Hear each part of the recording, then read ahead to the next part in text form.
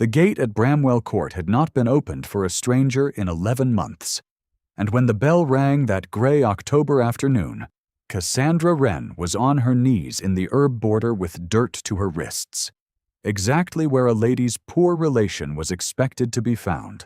The last of the thyme wanted cutting before the frost took it, and she had been glad of the small errand, glad of any task that kept her hands busy and her thoughts still, because thoughts left too long unoccupied at Bramwell Court had a way of finding their way back to the vicarage at Hartfield, to a chessboard by a low fire, to a life that had stopped belonging to her the year she turned 17. She heard the horse before she heard the voice. She heard the voice before she understood it. And by then it was too late to make herself decent. Too late to do anything but freeze with a fistful of thyme against her apron, while a man she had never seen in her life reined in at the gate and asked the startled footman, in a voice pitched to carry across the whole lawn, whether this was the house where he might find Edmund Wren's daughter.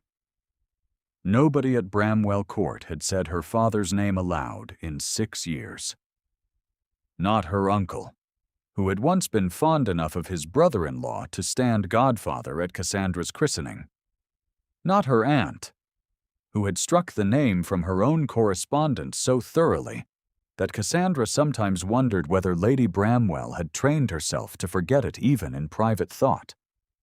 Not the servants, who had learned the household silences the way servants learn every silence, quickly and without being told twice. The small, unremarkable portrait of a country clergyman that had once hung in the long gallery, kind-eyed, plainly coated, had come down within a month of Cassandra's arrival, and had not, so far as she knew, been seen since. The footman's face went the color of the gravel. Somewhere behind Cassandra, near the rose walk, she heard her aunt's fan stop moving, a small, dry click of ivory against ivory, and then nothing, as though the whole garden had taken one breath and held it. Diana, who had been cutting late asters into a basket, straightened with the flowers forgotten in her hand, and her mouth already open on a question no one in that garden was prepared to answer. Cassandra rose from the thyme with her heart going hard and strange against her stays, and looked at the stranger properly for the first time. He was perhaps 30, dark-haired, dressed with the plain, excellent severity of a man who did not need to prove his rank by the cut of his coat, his horse still blowing faintly from a hard ride, and he sat at the gate of a house that had spent 6 years pretending her father had never existed, and he had said the forbidden name into the open October air as though it were nothing at all, as though it might still be spoken by a decent person in the light of day. She did not yet know what he had come to give her, or what it would cost him to give it. She knew only that something long buried had just been struck, once, cleanly, and that the ground beneath Bramwell Court's careful silence had begun, very quietly, to shift. Her aunt reached her first. Lady Bramwell crossed the lawn with the particular swiftness she reserved for moments of danger to the family's dignity, her face arranged already into the smooth social mask that meant a thing was about to be smoothed over. Buried. Made not to have happened. Cassandra had grown up under that mask. She knew its weather better than her own. She had come to Bramwell Court at 17, the year her father died, owing more than the small vicarage library had been worth, and she had been given, in place of a home, a station. Poor cousin, unpaid companion to her aunt, useful pair of hands for whatever wanted mending, minding, or overlooking. Her aunt had never called her a burden aloud.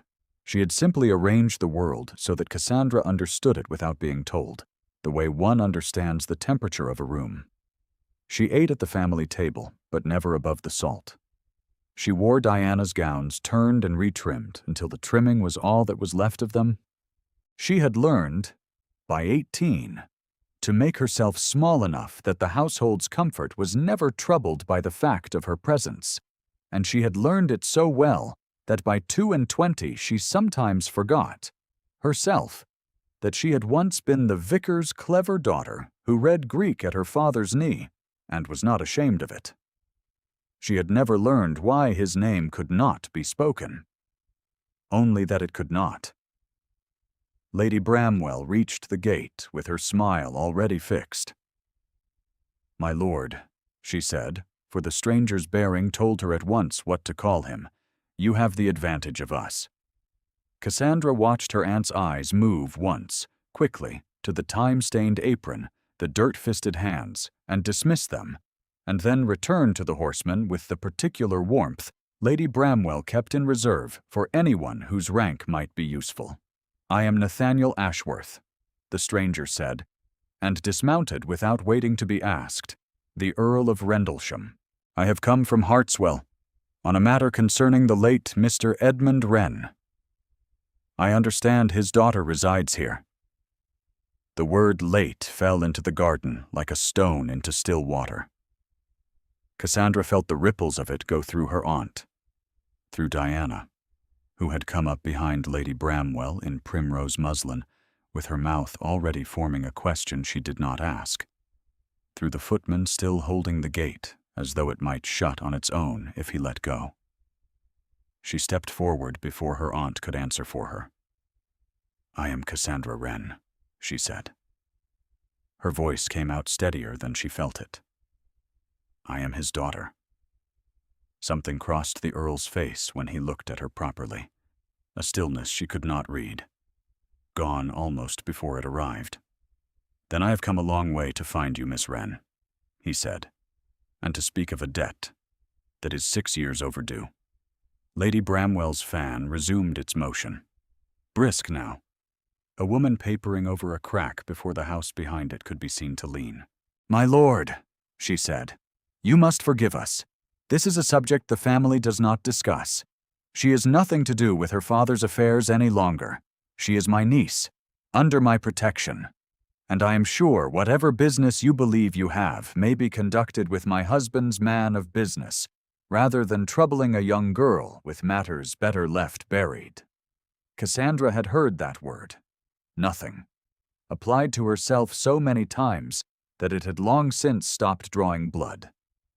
She watched the Earl hear it for the first time, and watched him decline, with a small and immovable courtesy, to agree. "I think," Lord Rendlesham said, looking not at Lady Bramwell but at Cassandra, "that this is precisely a matter for Miss Wren, and no one else."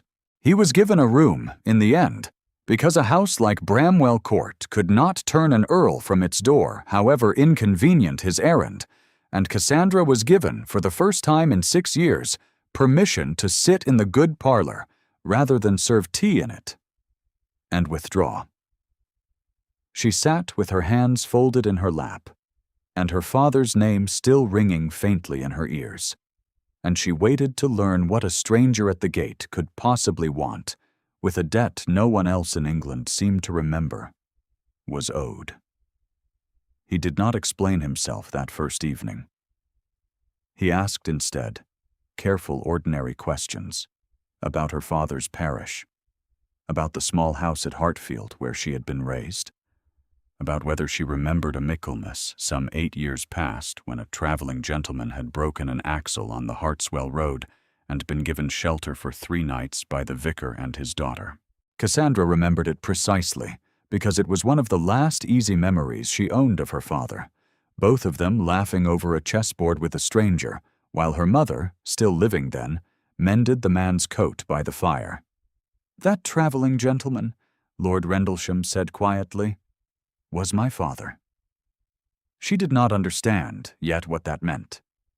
She understood only that he watched her while he said it with the particular attention of a man checking a debt against its ledger, and that when she asked what business could possibly have brought the son of that stranger to her aunt's gate 6 years after her father's death, he did not answer directly. "There are matters, Miss Wren, that I am not yet at liberty to explain fully," he said. and I ask your patience while I set them in order, though I will tell you this much now, so that you need not wonder alone tonight. Your father was not the man this house has allowed itself to remember. It was, she thought later, lying awake in the small cold room at the top of the house that had been hers since she was 17, the first time in 6 years that anyone had spoken of her father as though his memory deserved defending rather than burying, and she found she had forgotten, until that moment, how much she had wanted someone to. Lady Bramwell did not ask him to leave the following morning, whatever she wished to do, because a countess-in-waiting could not be seen to slight an earl over the inconvenient reappearance of a dead vicar's name, and so the household arranged itself instead around the fiction that Lord Rendlesham's visit was purely social, a courtesy call extended for reasons of old family acquaintance, nothing more. Cassandra was permitted to sit with the family at dinner, an elevation so unusual that Diana remarked on it twice before their aunt's look silenced her, and she found herself, for the length of 2 courses, treated almost as a person rather than a convenience, purely because a titled stranger's eye kept returning to her down the length of the table. She did not mistake it for anything but what it was. Whatever business had brought him, it was not admiration, and she had learned too hard a lesson in 6 years of dependency to let herself hope for anything a man's rank could not survive wanting.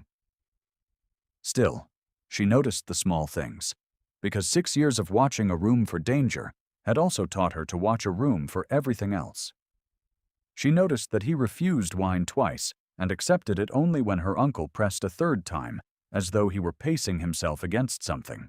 She noticed that his eyes went, more than once, to her hands, roughened from mending and garden work in a way Diana's never were, and that something in his jaw tightened each time, though he said nothing. She noticed that when Lady Bramwell remarked, with a smile that did not reach her eyes, that dear Cassandra had always had a talent for making herself useful, so convenient in a household, really quite indispensable. He set down his fork with a precision that suggested restraint rather than table manners, and changed the subject himself. It was after dinner, in the passage outside the library, that he first spoke to her alone. "You need not thank the room for a chair at its table," he said, without preamble, low enough that only she could hear it. "You are owed a great deal more than that, and I intend that you should have it." She did not know how to answer a man who spoke to her as though her worth were not in question, and so she said nothing, and he seemed, briefly, almost amused by her silence, before the gravity returned to his face, and he asked whether she would walk with him in the garden the following morning, when he might speak more plainly than a dinner table allowed. She said she would. She told herself it was curiosity, and nothing more. Though she lay awake a second night turning over the memory of his voice in the passage, the particular stillness in his face when he looked at her hands, and found that curiosity was, perhaps, not quite the whole of it. The garden the next morning was cold and bright, the last of the roses gone brown at the edges, and Lord Rendlesham walked beside her with his hands clasped behind him and his eyes on the gravel path, as though the words he needed were laid there, and he had only to find them. "My father," he said at last, "was Baron Ashworth of Hartswell before he was Earl of Rendlesham, and for the last 4 years of his life he carried a debt he never repaid. I have spent 11 months trying to understand what that debt was, and 3 of them trying to find the woman it was owed to." He told her then, in careful pieces, what he had learned. That her father, the vicar of Hartfield, had once been a man of considerable family fortune, before he crossed his own father over a matter of conscience that the elder Mr. Wren's generation had never forgiven. That the specific ruin, the debt that had finally broken him, the accusation of forgery against a neighboring landholder that had cost him his last patron and his last hope of preferment had not been the plain misfortune the family told itself it was. That Nathaniel's own father had known, at the time, precisely who had forged the disputed deed, and precisely why, and had said nothing, because the true culprit was a man whose good opinion Baron Ashworth's own fortunes depended upon, and Edmund Wren, a country vicar with no family left to defend him, had been the easier man to let fall. He kept records, Lord Rendlesham said. My father. Near the end of his life, when the physicians had already told him what to expect, and there was no longer any advantage in silence, he wrote it all down in his own hand, every particular. The neighbor's name, the sum in dispute, the exact words he had used to persuade himself that a country vicar's ruin was an acceptable price for his own family's continued good standing. He sealed it and left it with his solicitor, to be opened only after his death. And he made me swear, in the last clear hour he had, that I would find Edmund Wren's family and set the record right, whatever it cost me to do it. I did not know, until 11 months ago, that this was the last thing he asked of me, or that he had spent the better part of 20 years unable to say it to my face while he lived. I will tell you plainly, Miss Wren, because I think you have had enough of half-truths delivered gently. My father did not commit the forgery himself, yet he knew, within a fortnight, who had, and he chose to let your father bear the accusation, rather than risk the ruin of his own name by naming a man whose good opinion mattered more to him than a vicar's innocence. That is the whole of it. There is no version of the story that reflects better on him, and I have stopped looking for one. I have spent nearly a year making certain I could set it right properly and completely before I came to find you, because I did not want to offer you half a truth and call it justice. Cassandra stood very still in the cold garden with her father's name finally, fully explained to her, and found she could not, for a long moment, say anything at all. It was not grief exactly, though grief was in it. It was something closer to the particular vertigo of having a wall she had leaned against her whole life revealed, all at once, to have been standing at an angle the entire time. 6 years, she said finally. 6 years I have been told my father was a fool who threw away his name over some worthless quarrel, and it was never a quarrel at all. It was a lie, Lord Rendlesham said, and it was my family's lie to correct, and I mean to correct it, publicly, before every person who has repeated it since, and I ask you to let me do it properly, Miss Wren. Not quietly, in a solicitor's letter no one reads, where it was told, so it may be unmade the same way. She should have asked him then why a man need trouble himself so thoroughly with a debt his father owed rather than himself.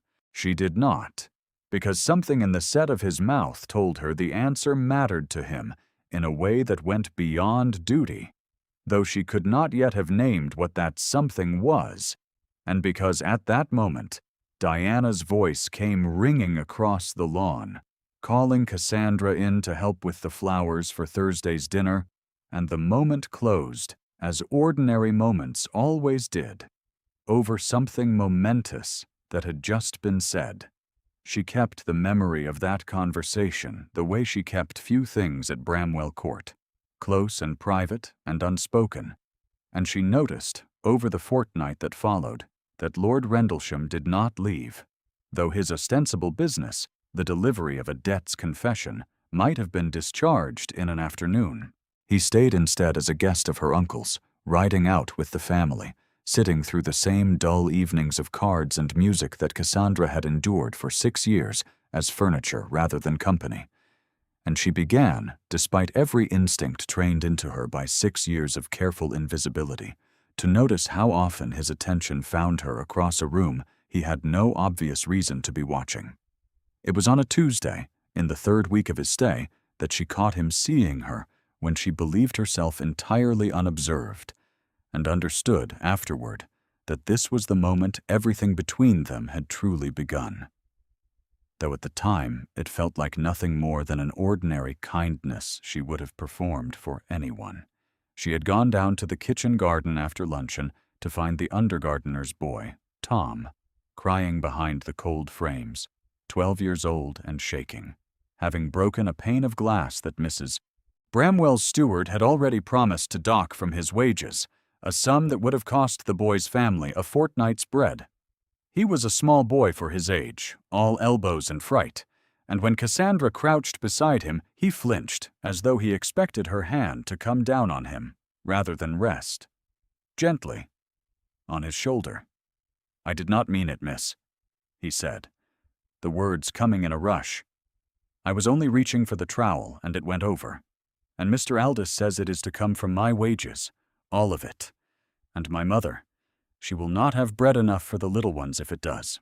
Cassandra had knelt in the wet grass in her second-best gown without a thought for the cost of it, and told the boy, in the plain, unornamented voice she used with no one else in that house, that broken glass was a poor reason for a family to go hungry, that she would speak to the steward herself before supper, and that whatever he decided, she would find the difference from her own small allowance, rather than see it fall on his mother's table.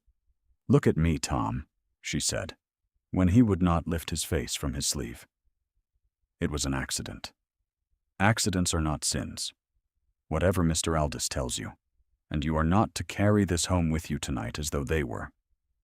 She stayed with him until the shaking eased and helped him gather the broken glass himself, carefully, so that he might feel he had set something right with his own hands rather than been merely forgiven. She had not noticed, kneeling there with her arm around a gardener's boy and her gown ruined in the mud, that Lord Rendlesham stood at the yew hedge with a letter forgotten in his hand, watching her with an expression he did not trouble to compose because he believed himself unseen. He said nothing of it that evening, but she felt the difference in how he looked at her, a settling, as though some private question had been answered to his satisfaction, and it was not until much later, after everything, that she understood she had passed, in that muddy kitchen garden, a test she had not known she was sitting.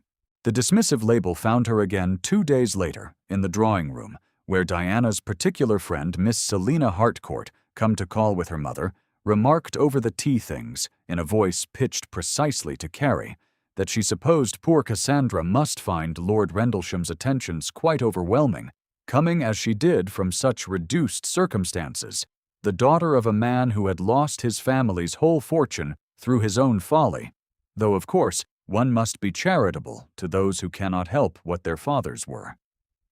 Mrs. Hartcourt murmured her agreement over the rim of her cup, the particular murmur of a woman who considers herself generous for troubling to pity at all. And Selina smoothed her skirts with the satisfied air of a girl who has just said something clever in company and expects to be admired for it. Lady Bramwell did not correct her. Cassandra watched her aunt's silence do the work of agreement, watched Lord Rendlesham's jaw go tight across the room, watched him say nothing either. Not yet, because the moment had not yet come for him to say it where it would matter. And she understood, with the particular clarity of long practice, that being defended in private and being defended in public were two entirely different debts, and that she had, so far, only been promised the first. That night he found her alone in the passage outside the library again, as he had the first evening, and this time he did not speak first of debts or justice. He spoke of her father's chessboard, of the traveling gentleman who had broken an axle on the Hartswell Road, of a small, ordinary kindness that had apparently followed his own father for the rest of his life, as the one clean memory in a conscience otherwise burdened. "I have watched you 6 weeks now, Miss Wren," he said, "and I find I did not come here only to discharge a debt." She asked him, carefully, what else he had come to discharge, and he looked at her for a long moment before he answered that he did not yet have the right words for it, only that a man did not travel 3 counties and stay a fortnight past his errand's natural end for a debt alone, and that she should perhaps consider what that meant, when she had leisure to. She had very little leisure at Bramwell Court, but she found in the days that followed that she thought of little else. The blow, when it came from her uncle's nephew, Silas Bramwell, a heavy, confident young man with expectations of the estate and a habit of looking at Cassandra as though she were an inconvenience that would eventually be tidied away by someone else's decision. He had been proposed some months before Lord Rendlesham's arrival as the sensible solution to what Lady Bramwell called Cassandra's situation, a match that would settle her permanently and quietly into the family's keeping without further cost or scandal, and Cassandra had refused it as gently as her position allowed, 3 times. Lady Bramwell, watching Lord Rendlesham's attentions accumulate into something the household could no longer pretend not to see, decided the situation had grown urgent enough to require a 4th asking, delivered this time not as a request, but as a settled matter. Silas himself had said as much to Lord Rendlesham only that morning, over billiards, in a tone he no doubt considered a friendly warning between gentlemen. "Best not entangle yourself too far, my lord," he had said, cueing his shot without troubling to lower his voice for the servants clearing the room. "They say she is the daughter of a forger, you know, whatever debt your family believes it owes. A man in your position can afford better sentiment than that." Cassandra had not been in the room to hear it, but she learned of it soon enough from Diana, who had heard it from the housemaid, who had heard it from the footman still clearing the glasses, and by the time it reached her, it had traveled through 3 mouths, and lost none of its sting for the journey. "You will understand, Cassandra," her aunt said that same afternoon, in the small cold parlor where such conversations were always held, "that we cannot allow this to continue. Whatever the Earl believes he owes your father, it is not your future, and I will not have this family's name made a subject of gossip, because a girl of your circumstances allowed herself to hope for something above her station. You will accept Silas's proposal at week's end. It is, I think, considerably more than the daughter of a disgraced forger's victim has any right to expect." The word forger struck her harder than it should have. 6 years too late to be new, and yet freshly cruel for having so recently been proven false to a woman who now knew better. "I will not marry Silas," Cassandra said. "My father did nothing that requires this family's charity to forgive, and I will not spend my life paying a debt that was never mine to owe." Her aunt's face, at that, went cold in a way Cassandra had rarely seen it, and she understood, watching it, that she had just made an enemy of the only shelter she had known for 6 years, and that she had done it with her eyes open. Because some things, she found, cost more to keep than to lose. She learned the following morning that Lord Rendlesham had been called away in the night, summoned by urgent word from his estate at Hartswell, gone before breakfast without so much as a note of farewell, and she understood, standing at the window of the small cold room that had been hers for 6 years, watching the gray road he must have taken, that whatever he had almost said to her in the passage outside the library, he had left before saying it, and that a man's fortnight of attention, however sincerely meant, was evidently not proof against the plain business of his own estate. Lady Bramwell did not trouble to hide her satisfaction. "You see," she said, over breakfast, "how little such attentions are worth. Once a man's real affairs call him home. I hope you will be sensible now about Silas." Cassandra was not sensible. She was, for 3 days, quietly and thoroughly wretched in the particular way of a woman who has allowed herself, against every hard lesson of 6 years, to hope, and found the hoping unrewarded, and she told herself, scrubbing the kitchen grate at dawn because it was easier than lying awake. That she had known better. That a vicar's disgraced daughter had no business believing an earl's kindness meant what her lonely heart had wanted it to mean. She took out the brass compass on the second night, turning it over in her hands by candlelight the way she had not let herself do in years, and found she could not, this time, put it away again without weeping. Quietly, into a pillow that had absorbed 6 years of the same particular grief and asked no questions of it. She would recover, she told herself, because she had recovered from worse. There was, after all, still the pane of glass and the undergardener's boy and the small ordinary decencies she could still perform for people who needed them, whatever else the world withheld from her, and on the third morning she rose before the rest of the household, as she always did, and went down to see that the fires were laid and the kitchen accounts balanced, because a house did not stop needing careful hands, simply because the heart attached to them had been quietly broken. Diana found her there, over the account book, and said nothing of Lord Rendlesham at all. Only sat beside her and helped with the figures in a silence that was, for the first time in 6 years, something almost like kindness offered without condition. She did not know that Lord Rendlesham had ridden through the night not away from Bramwell Court, but toward Hartswell for exactly one purpose: to open, at last, the sealed record his father had left him, and lay it before the county's oldest magistrate, a man who had known Edmund Wren personally, and whose word, once given, no drawing-room gossip could unmake. She did not know that he had spent 3 days riding between Hartswell and the neighboring estates, calling on every family who had repeated the old accusation against her father in the 6 years since his death, and asking each of them, with the particular flat authority of a man who did not raise his voice because he had never needed to attend a dinner at Bramwell Court the following Thursday, where a matter of the family's honor would be formally addressed. He returned on the Thursday itself without warning, in time to change and stand at the drawing-room door as the county's carriages began arriving for a dinner Lady Bramwell had believed, until that morning, to be an ordinary social evening arranged in her own honor. Cassandra, coming down the stairs in Diana's twice-turned green muslin, saw him across the hall before he saw her, and felt the whole cold wretchedness of 3 days crack open at once into something she did not yet dare call hope.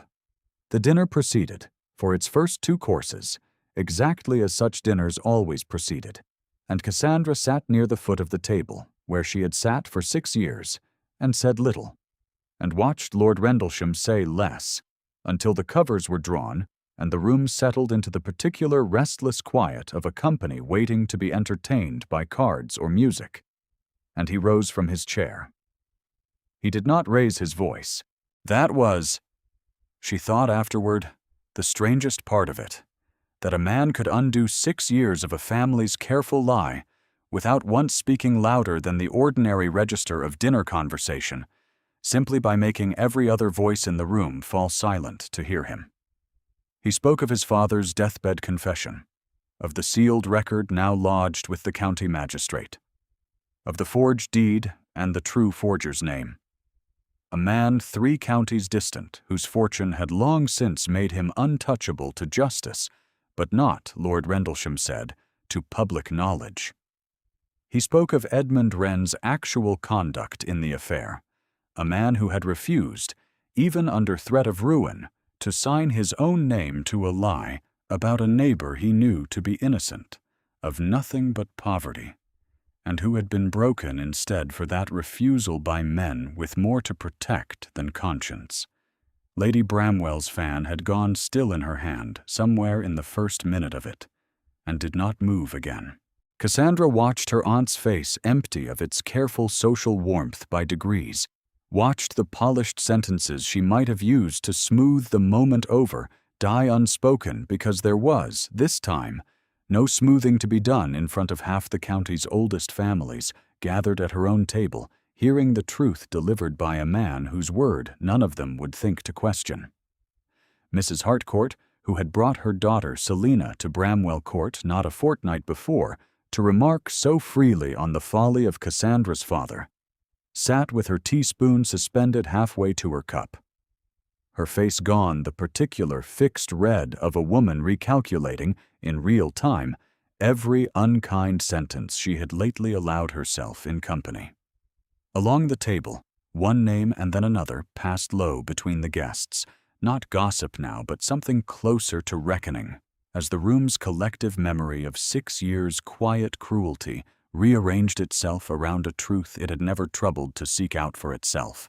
Cassandra sat very still at the foot of the table and felt, for the first time since her father's death, the particular relief of being believed without having had to argue for it. "I have spent 11 months correcting a wrong my own family committed," Lord Rendlesham said, "and I do not intend to leave it half corrected. Edmund Wren's name is cleared, before this company, as it should have been cleared 6 years ago. And I will say the rest of what I came to say tonight as well, because I find I have delayed it a great deal longer than I ought, out of a caution his daughter's situation no longer requires." He turned, then, the whole table turning with him, to where Cassandra sat at the foot of it, in a borrowed gown, with her hands folded too tightly in her lap, and crossed the length of the room in a silence so complete she could hear her own heartbeat in it. "Miss Wren does me the honor of becoming my wife," he said, and the room, which had been silent before, went silent in an entirely different way. Lady Bramwell's voice, when it came, had lost every trace of its usual polish. "This is," she began, and stopped, and began again, and could not, in front of the assembled county, find a version of the sentence that did not confirm everything Lord Rendlesham had just said about the family's own conduct, and so she said nothing further at all, sitting very still at the head of her own table while her guests' eyes moved, with the particular hungry interest of people watching a hierarchy correct itself in real time, from her frozen face to Cassandra's astonished one and back again. Silas Bramwell, for his part, discovered a sudden absorbing interest in his wine-glass. Diana, to her credit, was the first to rise, crossing to Cassandra's chair with an expression Cassandra had never before seen on her cousin's face, something that might, in time, become genuine warmth, and took her hand. Cassandra did not remember, afterward, exactly what she said in answer, only that it was yes, and that Lord Rendlesham's hand closed around hers with a steadiness that felt, after 6 years of holding herself upright alone, like the first solid ground she had stood on since her father died. They were married in December, quietly at Hartswell, with snow already lying on the low stone wall around the churchyard, and the bells carrying clean and cold across the fields. Cassandra wore her mother's own gown, altered by her own hand rather than turned from someone else's cast-off, and carried, tucked into her glove where no one could see it, the small brass compass her father had given her the year before he died. The one thing of his she had kept through 6 years of a household that pretended he had never existed. It had been his own father's, he told her once, kneeling in the vicarage garden to press it into her small hand, and his father's before that. And he had carried it every day of his ministry, not because he ever doubted his direction, but because he liked to be reminded, on the days the world told him he had chosen wrong, that true north did not move simply because a great many people were pointing the other way. She had kept it in a drawer at Bramwell Court for 6 years, unable to look at it without grief, and had taken it out again only the week before her wedding, and found that it no longer hurt to hold. At Hartswell that Christmas, the fires were lit early and kept lit late, and Cassandra sat some evenings in the library that had been her husband's father's, and was now, in its quiet, ordinary way, hers, with the compass on the mantel where she could see it, and Tom, the undergardener's boy from Bramwell Court, installed by Nathaniel's quiet arrangement as an apprentice to the Hartswell head gardener, brought in armfuls of holly for the hall each morning, and grinned at her as though the two of them shared some private understanding that no one else in the house was meant to notice, which, in its way, they did. The old vicarage portrait, the small, unremarkable likeness of a kind-eyed clergyman in an unfashionable coat, hung once more in a house that was glad to claim him, not in a long gallery meant to be walked past without looking, but in the library itself, above the mantel where the compass sat, so that Cassandra might glance up from her reading of an evening and find her father's face waiting there, restored to a place that had never, in truth, stopped belonging to him. Nathaniel had commissioned no grand ceremony to mark its hanging. He had simply had it done, quietly, the week before Christmas, and said nothing of it until she found it herself, and stood a long moment in the doorway, with her hand pressed to her mouth, before she could speak at all. She thought sometimes, in those first quiet months, of the girl who had knelt in the thyme with dirt to her wrists. The October afternoon, a stranger rang the gate bell, and spoke a name no one else would say. She did not think of her often with pity, though she might once have expected to. She thought of her, instead, the way one thinks of a door one has finally walked all the way through, grateful for the hinge that had held, however long it had gone unused, and glad, above everything, that when the name was spoken again at last, there had been someone standing close enough to hear it, and brave enough to say it back. If Cassandra's long silence ever weighed on you as you listened, know that it was not the last word. It was only, in the end, the door before the one that opened.